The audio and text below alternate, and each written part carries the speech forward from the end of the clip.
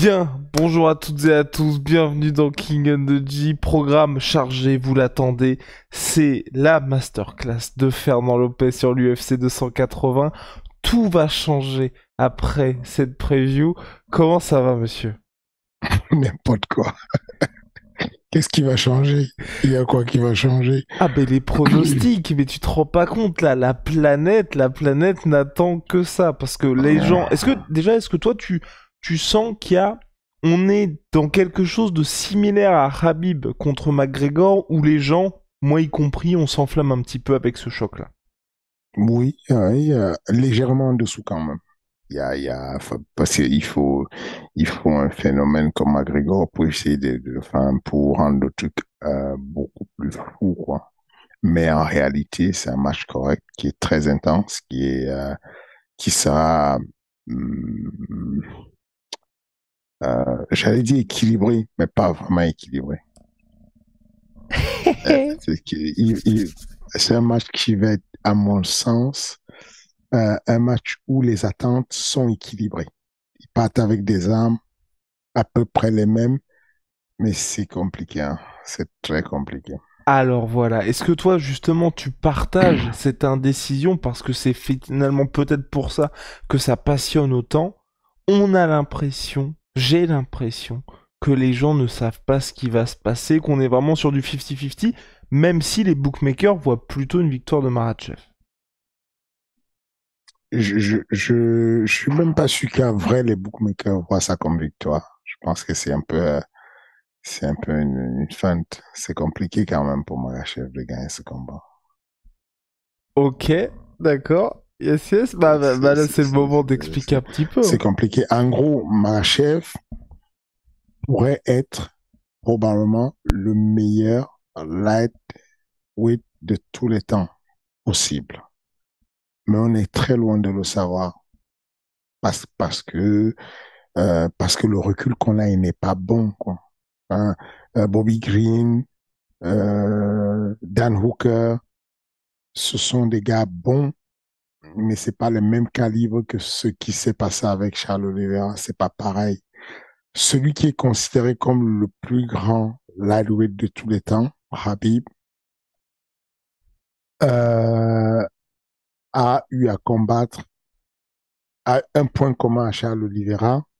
Ce sont deux adversaires qui sont affrontés, Justin Gaethje et Poirier. Ce sont les deux adversaires communs à Habib et à Charles Oliveira. Et Justin Gaethje, Charles Oliveira l'a battu avec 3 minutes d'avance. Euh, Poirier, Charles Oliveira l'a battu avec 61 secondes d'avance. Ça ne veut rien dire ce que je viens de raconter. Il n'y a pas de transitivité. Cependant, c'est ce qu'on a comme données pour croiser avec le meilleur de tous les temps chez les, chez, chez les, light, chez les lightweight en tout cas. Pas de tous les temps pour Oui, toutes moi parce catégories que, confondues. voilà, parce que comme je vous dis, euh, au début de sa carrière, c'était compliqué, genre le style d'adversaire qu'il a pris. Il a bien terminé, mais au début, c'était compliqué. Je ne suis pas sûr que Marachev ait déjà eu affaire à un niveau de sol du style de Charles Oliveira. Je pense qu'il a eu affaire en sparring à des sols très puissants, mais des sols fluides qui sont tranquilles et qui n'ont pas peur d'attaquer, je ne suis pas sûr. Très concrètement, il y a une guerre médiatique qui se passe sur Twitter avec pour la première fois le camp Marachev qui est dans la provocation. C'est rare chez eux. Je ne vais pas faire le psychologue de comptoir, je ne sais pas ce que ça veut dire, est-ce qu'ils sont nerveux, est-ce qu'il y a un truc, mais en tout cas, il se trouve que avant que Charles Oliveira signe, le camp de Habib et de Makhachev disait, bon, il a peur, il ne va jamais signer. Bon, il a signé. Ensuite, on a dit, bon, il a peur, on ne sait même pas si on ne le voit pas s'entraîner, il ne vient pas et il s'est entraîné. Ensuite, à un moment donné, on a dit, bon, c'est bizarre, on est déjà à Abu Dhabi, lui il n'est pas là, ça se trouve, il a peur. Et il a posté calmement en disant, les gars, ne vous inquiétez pas, Dad arrive. Ne vous inquiétez pas, j'arrive, je serai là, je suis en route, j'arrive. Euh, on a un mec qui est sûr de lui et qui parle calmement, de manière tempérée en disant, ce qui tue les gens, c'est l'arrogance. Soyez pas trop arrogant, j'arrive. J'ai l'impression que mentalement, il est posé, qu'il est tranquille, qu'il est stable. Et un Charles Oliveira stable est très dangereux. Parce que, comme je dis encore, il n'y a pas de transitivité, mais la position à laquelle Makhachev se retrouvait avec Thiago Moses, c'est pas une bonne position avec Charles Oliveira. C'est très compliqué à gérer. Je suis vraiment impatient d'arriver au moment de ce combat parce que, comment dire, on pourrait avoir un combat à sens unique de l'un ou de l'autre, mais je vois difficilement, c'est très compliqué à voir Makhachev s'imposer. C'est très difficile. Le striking de Charles Oliveira, c'est un autre niveau. Sa fluidité au sol, les transitions qu'il fait au sol, c'est un autre niveau. J'ai fait, j'ai beaucoup parlé du sol de Mackenzie Dern. C'est parce que je suis impressionné par les transitions. Il n'y a rien qui tue au sol comme quelqu'un qui a les transitions. Les transitions, c'est un vrai bourbier. Et Charles Oliveira, c'est un problème. Quand tu peux être amené au sol et ne pas avoir peur, parce que il y a des adversaires comme Palette qui sont allés jusqu'au troisième round avec Makhachev, qui étaient des adversaires pas d'une dimension compliquée. Et Makhachev a allé, je crois que c'est Drew Ober, ou je sais plus, qui a eu du mal à le Ouais, Drew finaliser. Dober, ouais. Voilà. Et je le vois mal infliger un grand impact ultra puissant en mode Lazy King, Suka Lamusu, quoi. Je le vois mal, c'est compliqué. Donc, non, je n'ai pas changé mon pronostic depuis le temps. J'ai l'impression que Charles Oliveira aura le dernier mot sur ce match. Oi, oi, oi, oi, oi, oi, oi. Ok, ok, ok. Et toi, est-ce que tu penses aussi, parce que mine de rien, là, on a ce choc-là qui se prépare, Volkanovski sera remplaçant, et Hum. est-ce que pour toi, ce serait peut-être là la réponse à l'un de ces deux combattants? Parce que Charles, moi j'ai l'impression aussi que on est dans une situation où le vainqueur là ce soir va régner pendant un petit moment sur la catégorie, où tu penses pas non plus là-dessus. Je pense que c'est un très bon business de la part de Volkanovski de sauter sur l'occasion. Ça prouve encore combien de fois il est courageux, il est brave, il ne parle pas chinois. On lui donne un combat, il prend. Et puis parce que c'est lucratif. Tu vas à Abu Dhabi, tu es au poids et tu prends un demi-million. Tu n'as pas besoin de combattre. Tu vas à Abu Dhabi, tu es au poids, tu prends un demi-million minimum. Et comme ça, tu rentres chez toi. Pour les fêtes de fin d'année, c'est sympa pour la famille. Mais au-delà de ça, il montre qu'il est courageux, mais je ne le vois pas mettre en danger ni l'un ni l'autre. Je pense que c'est un step-up dur. Je ne vois pas, euh, je ne vois pas Volkanovski battre Makhachev. Je le vois encore moins battre Charles Oliveira. Je, je, mais je pense que c'est une très belle initiative de la part de l'UFC de sécuriser ce combat-là. Ça renforce une fight card qui est très, très solide avec, d'ailleurs, le combat Pisayan Sean O'Malley que j'attends à mort. Oh, attends, attends, attends, attends, attends, attends, attends, attends, attends, attends, attends, attends. Déjà, bouclons le main event. Juste pour toi, Charles Oliveira, aujourd'hui, est-ce que tu penses aussi, parce que c'est la question subsidiaire bien évidemment, c'est là il affronte le gars qui est l'héritier de Khabib Nurmagomedov. Est-ce que, Hmm. mine de rien, dans l'histoire, en cas de Hmm. victoire, Charles Oliveira, pour toi, bah, il commencera à toquer un petit peu à la place de c'est moi le numéro un chez les légers. Absolument. Pour être très honnête avec toi,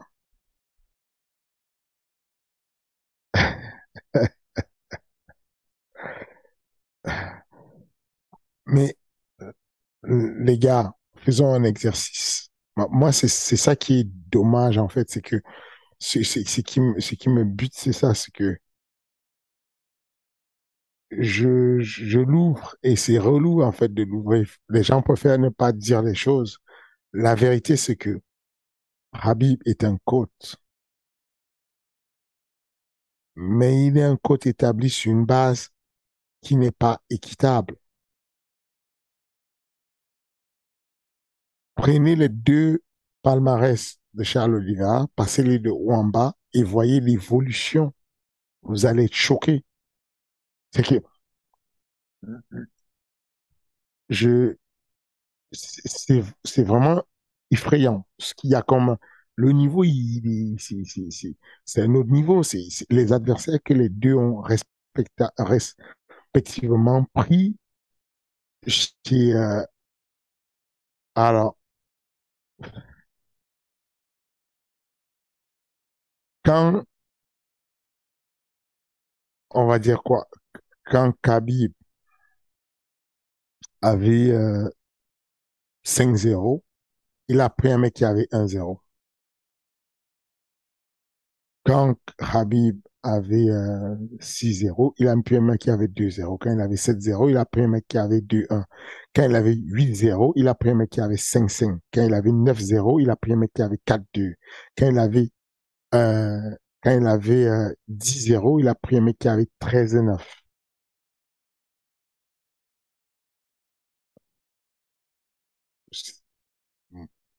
Ah oui, non mais c'est clair que Habib avant Quand il a, l'UFC, oui. voilà. Quand il avait 11-0, il a pris un mec qui avait 0-2. De l'autre côté, si vous allez chercher le palmarès de Charles Oliveira, c'est une dinguerie. Il s'est tapé tout ce qui existe de méchant sur la planète, quoi. Enfin, il a pris, il a pris tous les fantastiques. Donc, ce que j'essaie de dire, c'est que l'héritage qui est là aujourd'hui, euh, de ce que je vois, je pense qu'il méritait déjà ce rang-là. Il méritait d'être numéro un aujourd'hui. Ok. Pour moi, Charles Oliveira, enfin, le mec, il faut Ah voir mais le run là qu'on est à est l'époque. exceptionnel. Alors, il, quand il a perdu contre des mecs, genre, euh, il avait 14-0, il affrontait Jim Miller, 18-2. Il avait 14-1 et il affrontait Nigles, 21-3. Il avait 14 14-1, puisque c'était un autre contest qu'il avait eu contre Nick, il affrontait Donald Cerrone à son prime. Il affrontait Donald Cerrone, qui avait déjà 15-3.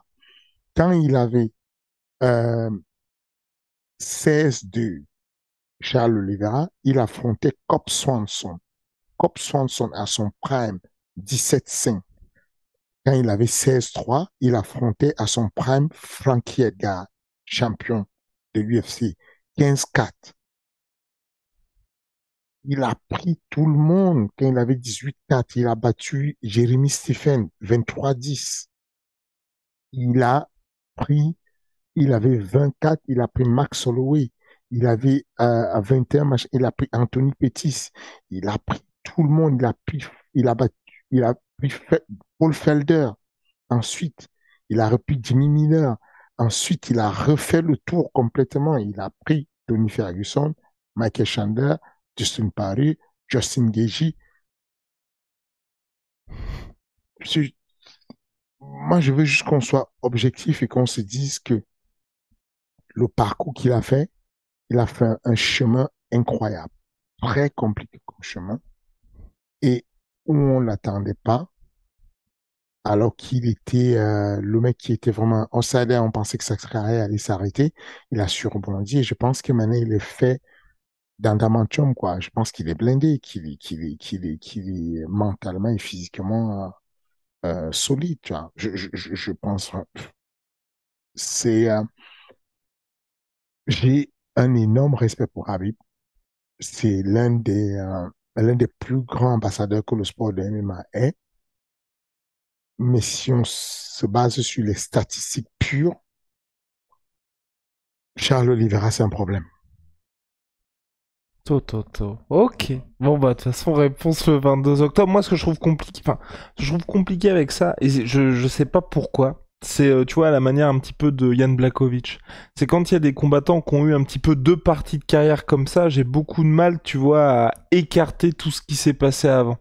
Alors que Rabib, et puis en plus Rabib, ce qu'il a aussi pour lui, hein, c'est qu'on ne sait jamais ce qui serait passé après le combat contre Justin Gaethje parce qu'il est parti au sommet. Il n'a pas attendu qu'il y ait justement le train qui le rattrape un peu, ou en tout cas, qui est comme par exemple John Jones, où il y a le moment où tu deviens un peu humain. C'est ça. C'est ça. C'est ça qui est la réalité. La réalité, c'est que il y a une histoire qui n'est pas terminée, qui est très belle, qui est 29-0. C'est beau sur le papier. Mais enfin, il y avait encore du monde, quoi.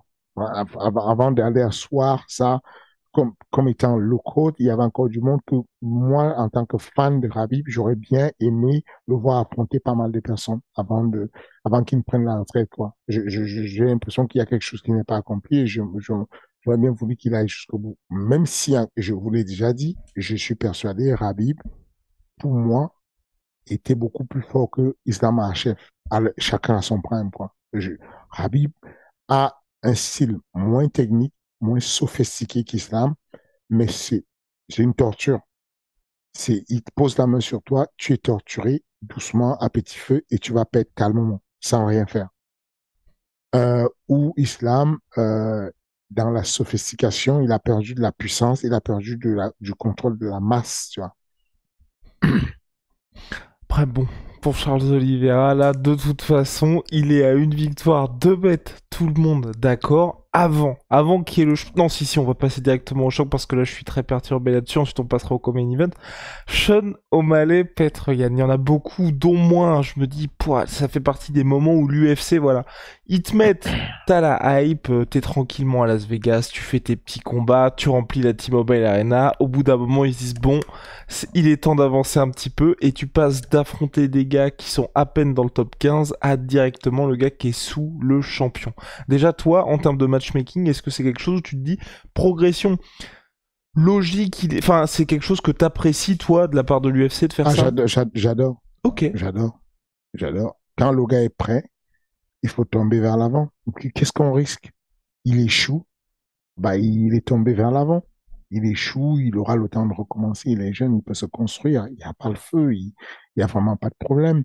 Euh, Ce qui me plaît dans cette mentalité, quand nous on crie ici, c'est qu'on annonce Nassoudine Imavov pourrait faire euh, le main event contre Kevin Gastelum, qui est classé une place derrière lui, Nassoudine 11e, Kevin Gastelum 12e.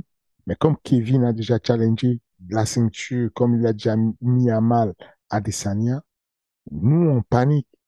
Le public, le grand public, des fois panique, même certains experts paniquent en disant, bon, c'est peut-être la marche de trop pour un assaut. Peut-être là, il a croqué un morceau qu'il aura du mal à mâcher, tu vois. Enfin, pendant que nous, on panique dessus, il y a un mec quelque part au Royaume-Uni qui accepte un combat contre le numéro un de la catégorie. Il y a le champion, il y a le numéro un. Lui, il est classé 12e, il est tout jeune. Il prend un mec qui a 12 places devant lui et qui est le challenger direct pour la ceinture. Je trouve ça brillant, je trouve ça excellent parce que, et, et surtout, c'est brillant de la part de l'organisation. Ce que vous ne savez pas, c'est que, enfin, ce qu'on on oublie, ce qu'on sait mais on l'oublie, c'est qu'il y a deux combats de bantamweight sur cette fat card et que le fait d'avoir ce combat de Sean O'Malley l'atout de Sud versus Peter Yan fait qu'à tout moment, on pourrait extraire l'un d'entre eux pour lui donner la possibilité d'aller remplacer sur l'un de ces combats. Donc, stratégiquement, on s'assure qu'il n'y ait pas un gros combat qui saute parce qu'on met un combat fou et potentiellement un combat qui peut changer l'histoire. Parce que la clé du combat, c'est le nombre de rounds. Peter Yan a du mal à démarrer, c'est un diesel. Le combat est sur 3 rounds. Sean O'Malley sur 3 rounds, c'est un sniper. Il est fou, il est courageux. Moi, je vois ce combat potentiellement. Alors, je vais vous dire, hein, la réalité, c'est que si je dois parier dessus, je vais parier par sécurité sur Peter Yan. Faut être rationnel, complètement rationnel. Mais si j'ai un brin de folie, je le mettrai sur euh, Sean O'Malley qui gagne par décision partagée parce que il va gagner le premier round, parce que il va gagner au point. Le deuxième round, oui, 19, 19. Et le troisième round, il va perdre 18. Et donc peut-être un jour, parce qu'il va se faire marcher dessus par euh, euh, Peter Yan qui va commencer à prendre les informations. Peter Yan a besoin de prendre des informations, de collecter la data pour pouvoir distiller le combat, pour pouvoir distiller, retourner, traiter les informations et faire un retour d'informations qui va mettre en difficulté son adversaire. Je trouve ça très courageux et c'est un combat que j'attends parce que j'aime ces genres d'histoires de David et Goliath, quoi. J'aime ce truc où enfin, ce mec qui est 12e va renverser la vapeur peut-être à un moment donné. Et c'est parce qu'il est courageux comme ça. Enfin, j'ai rarement pensé dans ma tête qu'il y a quelqu'un qui pourrait battre Peter Yan. C'est que rarement je vois ça. Mais là, je visualise une possibilité. Ok, ok, ouais, non, bah moi je salue aussi Sean O'Malley, j'aime bien, on va enfin savoir de quel bois il est fait. En plus, face au mec qui fait flipper tout le monde dans cette catégorie. Et ça tombe bien, parce qu'en co-main event, il y a le choc entre Aljamain Sterling, qui avait une superbe stratégie lors sa revanche contre Petroyan, et TJ Dillashaw. TJ Dillashaw, t'en avais parlé lors de son retour contre Cory Sandhagen. Bon bah voilà, il commence un petit peu à vieillir, mine de rien, ce monsieur. Mais est-ce que tu penses que là, il peut devenir double champion bantamweight? Enfin, triple champion, pardon, bantamweight. J'ai du mal à voir ça. Et je pense le fait que Adjamé ait triché une fois, enfin, il n'a même pas triché, qu'il ait joué comment dire, la comédie comme ça se voit au football pour pouvoir gagner son combat, lui a donné une mauvaise image qui fait oublier combien de fois il est bon au sol, notamment. Il a une boxe décente, correcte, il tient la route. À l'époque, quand TJ Dillashaw était à son prime, ça aurait fait une grosse différence parce que TJ Dillashaw, c'est un excellent boxeur. Aujourd'hui, TJ Dillashaw n'étant pas à son prime et on a une période où quasiment tout le monde a compris les déplacements de TJ Dillashaw, sait comment TJ bouge maintenant, ça vient s'équilibrer avec la boxe décente de Aljamain Sterling. Et si tu rajoutes à ça le sol extrêmement agressif et dangereux de Aljamain, euh, je pense que il restera champion. Bon bah voilà, bah, dommage pour tous les fans de TJ Dillashaw, mais quand même, il faut saluer. En tout cas, moi je salue, je sais pas toi comment t'aurais géré ça. Un gars comme TJ Dillashaw qui a toutes ses blessures, cette suspension de 2 ans et qui arrive toujours à être dans le mix. Il est motivé, il est bien. Il a su rebondir à sa suspension. Il a surtout fait le premier pas vers la guérison et vers le profit du déni. C'était l'acceptation de ce qu'il a fait, le fait de s'ouvrir dessus, de reconnaître ce qu'il a fait, de s'excuser auprès de ce qu'il a offensé et d'expliquer comment il a fait pour plonger à se doper et tout ça. Et voilà. Donc, je pense que ça a été très bien pour l'aider à remonter la pente, mais aujourd'hui, ça commence à devenir difficile quand même. Hmm. Donc on a cette catégorie bantamweight, cette catégorie lightweight aussi, parce qu'on en a pas parlé, mais c'est un choc qui est sous les radars vraiment. C'est le combat entre Benil Dariush et Mateusz Gamrot. Choc des générations, pas forcément des styles, mais est-ce que là, chez les deux, tu vois un champion en puissance où tu te dis, bon bah, j'oriente un petit peu la question, mais pour moi, je me dis que l'UFC, ils sont en mode, bon bah, Benil Dariush, c'est un petit peu le gars dont on a envie de se débarrasser. Euh, je pense qu'il casse les bonbons, Punish. Parce parce qu'il est bon, mine de rien. Il a un style qui n'est pas très sexy. Lui-même, il ne vend pas beaucoup. Donc, l'idéal pour l'UFC, pour les affaires, c'est ça que Gamrot passe. Et il peut passer. Il est bon, il est fort, il est agressif, il est jeune. Il apporte un sang neuf. Je pense qu'il va gagner. Je pense que Gamrot va gagner. Il me paraît beaucoup plus. Il a la tête du champion. Il a le profil du champion. Bien, je partage ton avis. On va terminer sur l'UFC 280 avec cette fin de main card. Mais quelle ouverture de main card finalement. C'est Manon Fiorot qui affronte Kathleen Chookagian. Malheureusement pour nous fans français, on devait l'avoir à l'UFC Paris. On a ça à l'UFC 280. Pour Manon, c'est une superbe exposition. Est-ce que tu partages l'avis global qui est qu'elle devrait peut-être gravir cette marche? Je pense qu'elle va gagner. Je pense sincèrement. Je pense que son adversaire me fait peur parce qu'elle est expérimentée. Elle commence à avoir du métier. Euh, et je, mais j'ai l'impression qu'il y a un truc qu'elle a Manon. Elle a une espèce d'équaliseur qui réussit toujours à remettre tout à table si elle est en danger. Quel que soit le style, elle a trouvé un truc euh, qu'elle fait avec ses jambes, une espèce de jab du pied en latéral qui permet de garder la distance et qui lui permet de rééquilibrer les choses le temps qu'on lui donne des bonnes consignes, que le coaching puisse marcher. Elle a ce joker. Il y a des gens qui vont boxer et Islam Makhachev, il boxe bien, mais il a son joker. Il va shooter, il peut faire un changement de niveau. Euh, Manon a ce truc-là qui est l'équaliseur. Elle gère bien ses pieds. Et elle sait les gérer pour garder la distance et faire douter l'adversaire.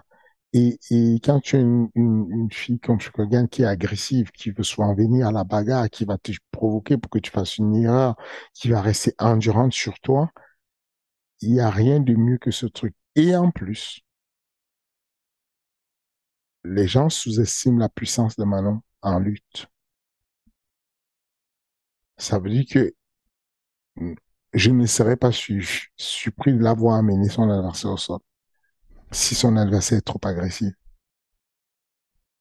Elle l'a montré par le passé. Donc, vous avez compris, faut mettre la maison sur Charles Oliveira et sur Manon Fiorot.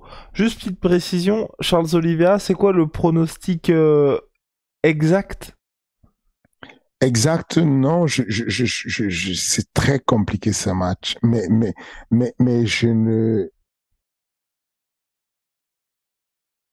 je vois difficilement le combat passer 3 ans. Ok, parce que bah, moi personnellement, je vois soumission de Islam Makhachev au troisième round. Voilà. Quelle soumission, tu vois. Je sais plus ce que j'ai dit. Je sais plus ce que j'ai dit. Je sais plus si c'est soumission ou c'est TKO d'Islam Makhachev. Mais moi, en gros, ce que j'ai très très peur. J'ai très très peur qu'on se retrouve dans une situation, la même situation dans laquelle je me suis retrouvé avec tous les adversaires de Khabib Nurmagomedov, qui est que même si intrinsèquement ils peuvent avoir les armes, t'as ce truc qui fait que quand tu te retrouves avec Khabib, les mecs sont un petit peu paumés. Et là, je me dis, avec Charles... Vas-y. C'est sérieux. Mais non, mais oui. Mais Qu'est-ce qui ferait que Charles soit paumé? moi, ce que je pense, c'est que Charles Oliveira, Il aurait peur de la grosse lutte de... pas peur, mais plus une situation où Islam Makhachev, quand il combat, on a ce côté, c'est une machine, tu vois, qui va réciter ce qui va se passer. Charles Oliveira, il y a toujours des hauts et des bas dans ses combats. Et je Hmm. pense que là, face à quelqu'un du calibre d'Islam Makhachev, j'ai un peu peur que le KOCHAOS ne passe pas forcément en fait. Et c'est ça qui moi me fait peur, et qu'en gros, plus le combat va durer, moins ça va aller du côté de Charles Oliveira, et que ensuite il va se mettre à faire des petites erreurs aussi, tu vois. C'est plus dans ce sens-là, parce que mineur, quand on regarde, même contre Kevin Lee, il finit par s'imposer, mais on n'est pas sur une promenade de santé. C'est pas lui qui Mais ça dicte remonte à complètement le quand? combat. Ça remonte à quand, Kevin Lee? 2010, 2020, février 2020. Ah, voilà, après Kevin Lee, il y a eu qui? Tony Ferguson. Ensuite, Ensuite, on a eu Michael Chandler. Ensuite, ensuite. on a eu Dustin Poirier, et ensuite on a eu Justin Gaethje. Mais pourquoi tu me parles donc Et faire, Qu'est-ce qui t'arrive de me parler? C'est pas possible. Pourquoi tu me parles de lui? mais parce que, en gros, ce que je me dis, c'est qu'au niveau, en fait, au niveau de ce que Kevin Lee apporte par rapport, et puis parce que, enfin, au niveau de ce que Kevin Lee apporte, je me dis, ça se rapproche un Mais petit. Kevin Lee, il n'est même plus à l'UFC. Oui, mais on peut pas comparer, par exemple, tu vois, que ce soit Justin Gaethje, avec toute la pression qu'il lui a mis, que ce soit Michael Chandler, que ce soit Dustin Poirier, ils apportent des choses complètement différentes, et en plus, ils l'ont mis knockdown à chaque fois. Ou ça, tu t'écartes complètement et tu te dis, bon... C'est- Euh, Makhachev a déjà mis KO quelqu'un? c'est différent, c'est différent. Je te pose juste la question. Enfin, au cas où peut-être il y a de la data que je n'ai pas. Non, non, non, non, non, non, il n'y a pas ça. Y a Ok. pas ça. Donc, il n'a jamais mis KO quelqu'un. Son premier KO commence directement sur Charles Oliveira. TKO. TKO. Ça peut être ground and pound sur la fin de combat avec un Charles qui est en mode un peu survie, tout ça. Ok. Je sais pas. Je sais pas si tu le penses vraiment. Je suis pas sûr. Ah non, non, Malheureusement, vas-y. je n'arrive pas à mentir. Je sais pas. Sur ça, je peux pas. En gros, je sais que je peux me réveiller avec une gueule de bois mode. Hmm. Mon pronostic était tellement mauvais. Mais je dois dire ce que je pense au fond de moi. Je ne vois pas. C'est compliqué ce que tu dis. C'est que Charles Oliveira en dessous avec, avec comment il s'appelle? Avec Islam Makhachev. Issam Chishumi qui va perdre le combat parce qu'il est en train de se manger des coups au sol et il ne sait pas comment contenir et contrôler les frappes et le grand pound de... Je sais pas, les gars. C'est compliqué à visualiser ça. Je sais pas pourquoi je bloque. Ah non, moi aussi. Alors, en fait, moi aussi, c'est pas quelque chose que je vois forcément. En fait, dire, là, pour ce combat-là, c'est le cœur, me dit Charles Oliveira, mais la raison me dit Islam Makhachev. Parce que Charles Oliveira, attends, à chaque combat, même toi, t'es là, t'es sur Twitter, tu te dis, c'est pas possible. Le mec, vous pouvez tout lui envoyer, chaque fois, il est sur un point de rupture, il est peut-être à ça, et il arrive toujours à revenir. Islam Makhachev, depuis que, mine de rien, il y a eu sa défaite par KO, on l'a jamais vu, même au bord d'être dans une situation. Je sais même pas s'il a même perdu un Mais round. parce qu'il a... Il y avait qui? Cite-moi les noms en face que tu voulais qu'il le mette en danger. Saroukan, mais c'était complètement. Enfin, on était sur un. C'était du grappling. C'était pas sur un combat de MMA à proprement parler. Pour le reste, il Sinon, avait. qui d'autre? Voilà, non, après, voilà, il a très bien manœuvré. Bah, il a très bien manœuvré Bobby Green, il a très bien manœuvré Dan Hooker. Bon. C'est difficile, je sais pas. J'aimerais juste qu'on soit rationnel et je n'ai pas l'impression qu'on est dans la rationalité. Parce que j'aime bien les statistiques, les machins et qu'on soit rationnel. Maintenant, il se trouve, peut-être que je me trompe complètement, mais c'est juste que le coup d'œil que j'ai, je ne visualise pas ça. Je vais être très choqué certainement parce qu'il y aura comme performance, mais jusqu'à là, je ne vois pas ça. Je pense vraiment que on va aller gentiment vers un moment où il faudra qu'il choisisse le poison. Est-ce qu'il veut continuer à prendre des coups Ou est-ce qu'il veut prendre une soumission? Oh là là, et bah que les dieux du MMA t'entendent, parce que franchement, une victoire de Charles Oliveira, qui call out ensuite tranquillement Habib Nurmagomedov qui sera présent, je signe tout de suite.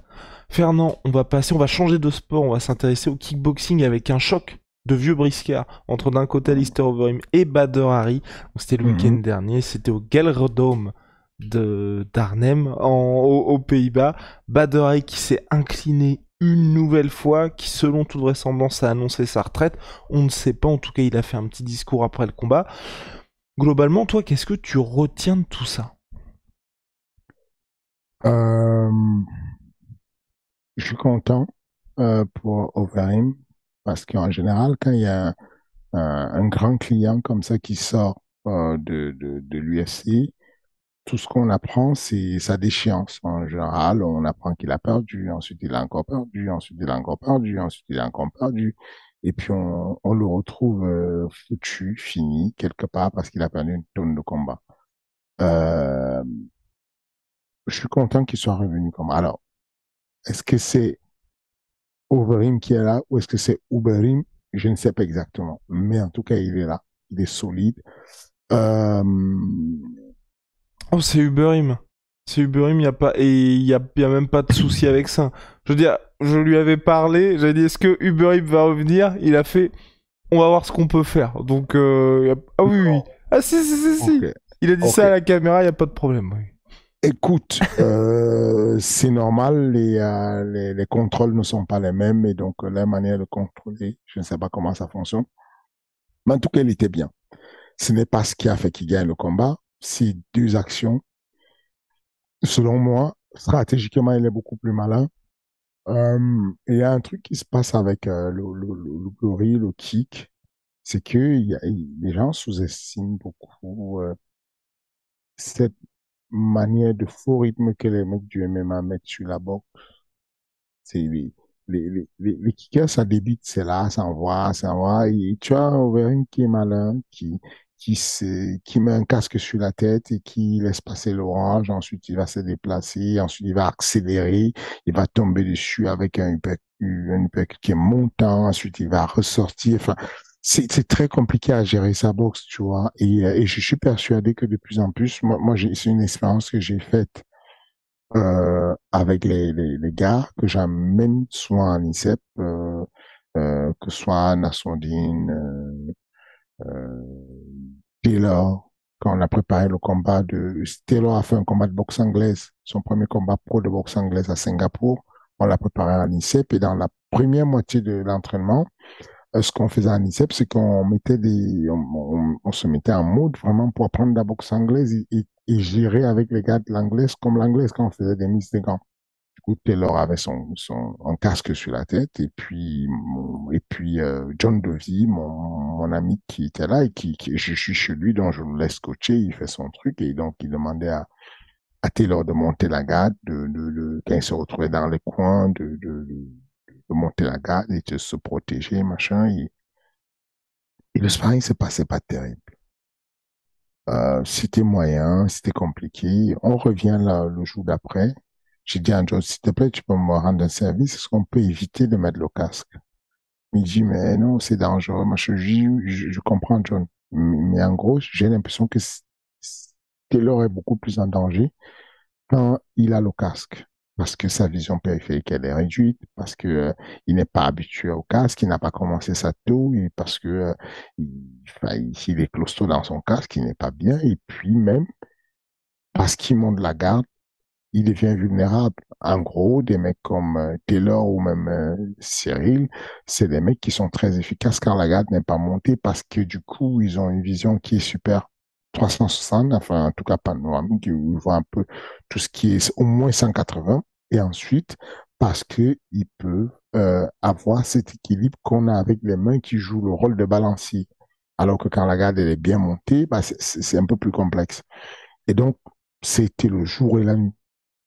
En gros, le fait que ses mains ne soient pas forcément montées a modifié son attitude. On a gardé les déplacements qui ne sont pas les mêmes de la boxe. Parce que comme tu sais qu'il y a une menace de lutte, tu ne restes pas face à bouger ton buste ou à bloquer les coups.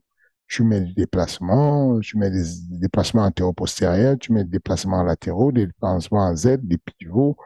Ça complique un peu les choses parce que ce n'est pas orthodoxe pour le boxeur. J'ai l'impression que Overeem, mine de rien, a apporté un style qui était un peu compliqué pour Badr. J'ai l'impression que Badr, il aurait eu la gestion de la distance différente, le combat ne serait pas le même. Et bien entendu, il y a des choses que je soupçonne, mais ça, ce n'est que pure spéculation. Ça se trouve, je raconte des histoires parce que je ne le connais pas, Badr. Euh, il pourrait y avoir des problèmes sous-jacents sur la préparation mentale. Parce que, mine de rien, la manière dont il stoppe des fois le combat, où il, où il déclare la fin de la Hmm. combativité, c'est souvent soudain et c'est suivi d'une d'une blessure qui monte à son coin. Je ne dis pas qu'il n'était pas blessé, qu'il a fait semblant, je n'en sais rien du tout. J'ai dit juste qu'il y avait un langage corporel dans le style de Bad qui pouvait prédire que ça ne va plus durer. Il y a un moment donné, il va lâcher, il va abandonner. Donc voilà, c'était un bel événement, un beau combat. Je suis déçu pour lui parce que c'est un grand champion et que j'admire beaucoup, dont je suis un grand fan et j'aurais rêvé, en tout cas aimé avoir une touche dessus sur l'entraînement et sa vision, sa manière de travailler et tout. J'aurais bien aimé parce que si je pense qu'il y a beaucoup à faire dessus. Maintenant, je n'ai rien à apprendre dans son équipe. Ils sont très bons, ils savent ce qu'ils font. Mais en tout cas, j'aurais bien apprécié travailler dessus parce que même jusqu'à présent, c'est un monstre. Les mensurations, c'est monstrueux. La frappe, elle est toujours puissante. Il a même, sur le premier round, fait vaciller un peu Overeem. Mais je pense il y a une adaptation de la stratégie nécessaire. Ce que Hmm. fait d'ailleurs le champion avec Verhoeven, quoi, qui fait bien, il sait rebondir parce qu'il a des adaptations de stratégie. Voilà. Et tu penses que juste pour lui, il est à un âge où là, il faut effectivement arrêter? Ou parce que c'est vrai que mine de rien, dans tous ces combats, à chaque fois, certes, il y a cette série de défaites et puis on est dans une situation où il n'y a pas eu de victoire depuis 2015, mais à chaque fois, il touche ses adversaires et il les met knockdown. Ou quand c'est pas le cas, par exemple, contre Vrem, il y a quand même un moment où il a un petit peu de succès quand même. Non, je ne pense pas que c'est la fin. Je pense il lui en reste un peu physiquement parlant. C'est mentalement que je ne sais pas s'il a encore faim, s'il a encore envie. De ce que je connais de lui d'Internet, il a une grande famille, une belle famille, il a des enfants, et donc j'imagine que, il est à l'âge où nous sommes attirés, nous sommes beaucoup plus centrés sur la famille, on donne beaucoup de temps à la famille. Et ça peut, mine de rien, retirer la motivation d'aller au charbon, d'aller s'entraîner, tout ça. En plus, non, je le verrais bien continuer à travailler, mais faire le sens inverse du chemin d'Overeem. Aïe, aïe, aïe, aïe, aïe. Ok. Oui, Overeem a été kicker. D'ailleurs, pour l'histoire, Overeem est probablement sur la liste des mecs qui sont des rois sans couronne de l'UFC. Complètement. Adi que c'est l'un des rares qui était à la fois champion du K1 Grand Prix, champion du Dream, champion du Strikeforce, simultanément trois ceintures de trois grosses organisations complètement différentes. Il lui manquait juste la ceinture de l'UFC pour devenir un code. Et il revient. Imagine si Overeem réussit à battre Rico, mais il est un dieu, il est un demi-dieu, c'est fini, échec et mat. Le mec a 42 piges. Il revient dans un autre sport qui est le MMA pour venir battre le champion au Glory. Ce serait n'importe quoi. Et je pense qu'il faut quelque chose de motivant, quelque chose de nouveau. Je pense que Bad devait penser à passer au MMA. Peut-être ça peut l'aider. Peut-être ça peut être quelque chose de nouveau et où il pourrait faire quelques dégâts avant de prendre la retraite. Et bah, réponse d'ici quelques semaines, quelques mois. Le King, merci beaucoup pour cet épisode. Et puis on se retrouve la semaine prochaine, hein. Voilà, bon pied, bon oeil. Merci beaucoup. Toi, ça va? Je t'ai pas posé la question. Ça va nickel, ça va nickel. Là, on est sur un très très gros rythme quand même, monsieur. Ça fait plaisir. L'UFC, tous les sports de combat sont de retour, donc au top, hein. Magnifique. Écoute, merci beaucoup. Merci à nos amis. N'oubliez pas, allez taper cette petite cloche. C'est toujours ça de gagner, ça aide. Allez mettre un petit commentaire ou voilà, un petit like. Et puis, merci à la majorité silencieuse.